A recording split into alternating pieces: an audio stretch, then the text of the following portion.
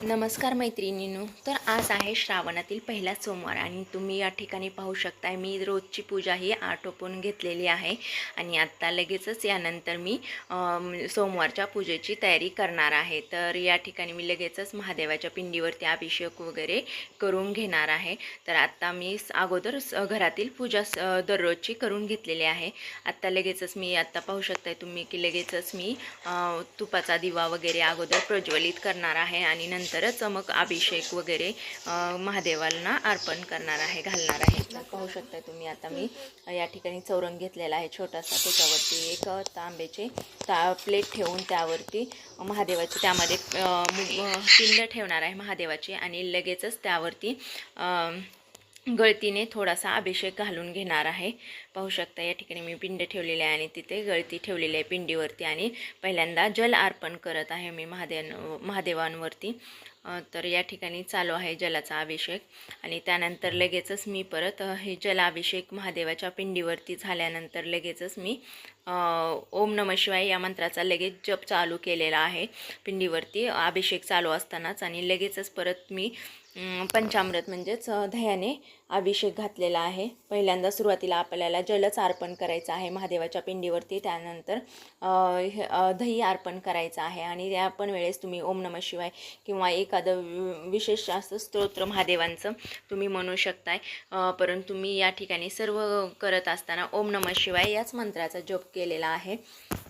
त्यानंतर आणखीन आपल्याला जल अर्पण करायचं आहे. त्यानंतर स्वच्छ अशी महादेवाची पिंड पुसून घ्यायची आहे आणि त्यांना भस्म लावायचा आहे महादेवाच्या पिंडीला आणि लगेचच त्याच्यावरती आपणाला हे जे तयार केलेले मी बेलपत्र आहेत ना, जे की मी पाठीमागचा बेलपत्राच्या तांडात तोडून घेतल्या देठ तोडलेला आहे.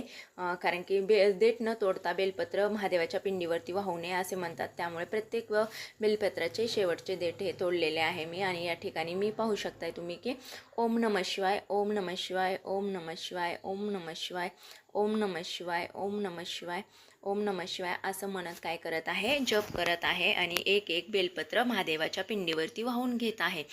तर या ठिकाणी माझे चालूच आहे जपाचं. आणि या दिवशीची पूजा तुम्ही कोणती पूजा केली किंवा कोणती सेवा केली ते पण मला कमेंटमध्ये नक्की सांगा.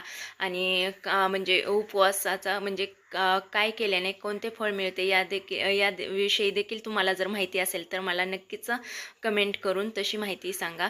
तर पाहू शकता या ठिकाणी माझी सेवा ही चालूच आहे आणि खूप म्हणजे तरी मला 10 वाजले होते हे सर्व पूजा वगैरे करायला, कारण की बराच वेळ लागतो ना. एक उपवास असेल किंवा पूजेची तयारी जर करायची असेल तर आपणाला बऱ्याच गोष्टी आवराआवरी करावी लागते घरातील इतर पण साहित्याची. त्यामुळे किंवा इतर साहित्य पूजेचं सामान वगैरे गोळा करायला वेळ हा खूप सारा जातोच. आणि या दिवशी फराळ वगैरे काही करत नाहीत आणि मी पण केलेले नाही, निरंकार उपवास पकडलेला आहे. आणि या दिवशी म्हणजे खूप साऱ्या म्हणजे सेवा करण्यासारख्या असतात, परंतु मला काय त्या दिवशी सेवा जास्त करता आलेल्या नाहीत, कारण की मी आजारी असल्यामुळे मला जास्त सेवा करता आलेल्या नाहीत. मी अभिषेक वगैरे किंवा हे बेलपत्र वाहून एवढीच सेवा केलेली आहे.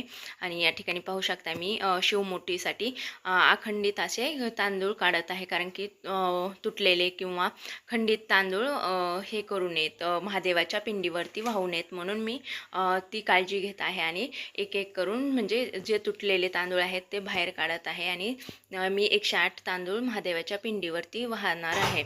आणि असं म्हणतात की महादेवाच्या पिंडीवरती तांदूळ वाहताना ते थोडेसे रंगीत करून वाहिले जातात. मग आता मी पण असंच ऐकलेलं होतं एका व्हिडिओमध्ये, तर मी थोडंसं म्हणजे त्याला हळद लावून वाहिलेले आहेत, अर्पण केलेले आहेत. त्यानंतर हे गुलाबाचं फूल पण मी त्यांना वाहिलेलं आहे पिंडीवरती. आणि अशा प्रकारे या ठिकाणी पाहू शकते तुपाचा दिवा प्रज्वलित केलेला आहे. खूप छान प्रकारे माझी ही आजची पूजा झालेली आहे. आणि तुम्हाला कशी वाटली ही पूजा नक्कीच सांगा. आणि माझ्या व्हिडिओ जर आवडत असतील तर लाईक करा, शेअर करा आणि कमेंट पण करा. तर पाहू शकते आता या ठिकाणी माझी सर्व पूजा अर्चा करून झालेली आहे. तर हा व्हिडिओ कसा वाटला तो पण नक्की सांगा आणि तुम्ही कशी पूजा केली ते पण नक्कीच सांगा.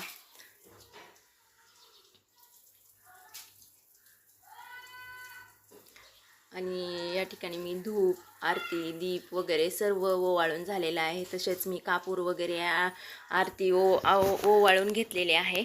आणि आता छान असं घरामध्ये पण खूप सारं प्रसन्न असं वातावरण तयार झालेलं होतं आणि खूप छान वाटत होतं.